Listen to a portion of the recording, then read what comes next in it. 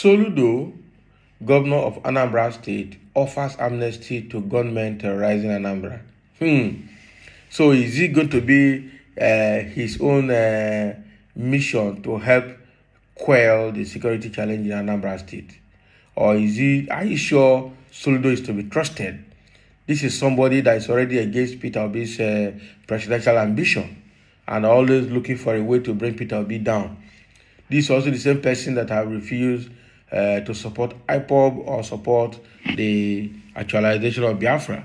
So who are the gunmen that he wants to give amnesty? Is he targeting the ESN, the IPOB, or the Fulani herdsmen that are ravaging the state? Which one? Or I don't understand. All right. This Soludo, sometimes we need to watch him. I don't know how can he actually stand on this amnesty he's talking about. Assuming this gunmen in the state, all right, comes out to submit their gun, are you sure the federal government will not overpower him and then arrest all of them? Because already the agenda the federal government has for the eastern states is annihilation. It's not a good agenda, because the kind of support that giving Boko Haram and Fulani herdsmen in the north, they are not giving that same support to the southeast. Rather, they are moving all the military troops they have to the east to go and kill everybody there. That's why this government is not to be trusted. So whatever Soludo decision is going to be about this amnesty plan is bringing up, he really need to be sure that he can manage it very well. Soludo offering amnesty to gunmen terrorizing Anambra has to be well watched. Okay. Governor of Anambra State, Charles Soludo, has again offered amnesty to gunmen terrorizing residents of the state. Mr. Soludo made this announcement on Wednesday during a press briefing in Awka, Anambra State.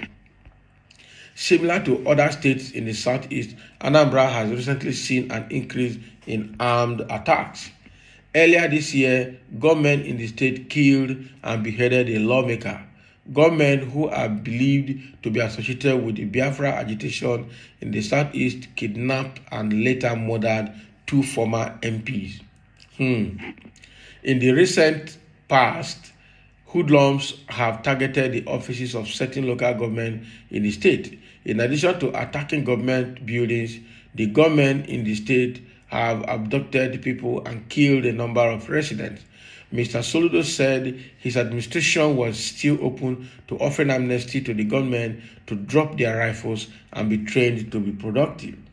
We want to use this opportunity again to appeal to those in the bush and forest, the criminals out there, the kidnappers, to come out. We are offering them the opportunity to retrain them and help them start a new productive life, he said. And you're calling them criminals and kidnappers. I expect them to come out. You should have a better way of presenting them, of giving them a name that will encourage them to come out. So calling them criminals, kidnappers, directly, outrightly, they will not come out. That is what it is. They will not even trust him. That is it. The governor said it is disturbing that young people were wasting their lives in criminalities, and assured that his government was ready to offer a new future to any of them prepared to drop their weapons. This is the second time Mr. Soludo would offer amnesty to government in the state. So why are people not responding? That is the question he should ask himself. Right? That is the question he should ask himself. Yeah, this is the second time he's making this offer, and people are not coming out simply because they don't trust him. That is it. I'm sure he's doing this because, the Eastern youths have vowed to make the state ungovernable for him because of his attacks on Peter Obi and because of his attack on ESN and IPOB. Okay? And this is the reason, probably, if Easterners are involved in terrorizing the state, this might be the reason. And they don't trust him. And so he's trying to lay a bedrock to receive them so that they can support his government. But it might not work for him, because he already started by calling them names, called them kidnappers, criminals, and all sorts of names. He is calling them living a criminality life. All right? So with all of that, this is the reason when he made the first call, the people did not come, and now he's making a second call, and I'm sure they will not come. Okay, the governor first made the offer in July after visiting the detained leader of the outlawed indigenous people of Biafra, Nnamdi at the facility of the State Security Services in Abuja. Okay, so you actually made the first call in July to give amnesty to or the government terrorizing the state, but they have not responded. There's no record or report that anybody responded. Now he's making the call again the second time to get people to, he's telling them that his administration is ready to retrain them and give them a more productive life than what they are doing right now. But that is not the issue. What is the cause of the agitation of the government if they are actually there? Find out the root cause of the agitation and try to resolve it, and not just calling them to rehabilitate them. They didn't tell you they are mad. They didn't tell you they know what they're doing, all right? And they're even more sensible and more organized than the governor. So you cannot sit such people down to call them criminals to their face, kidnappers to their face, and that you want to retrain them. No, they don't need your retraining.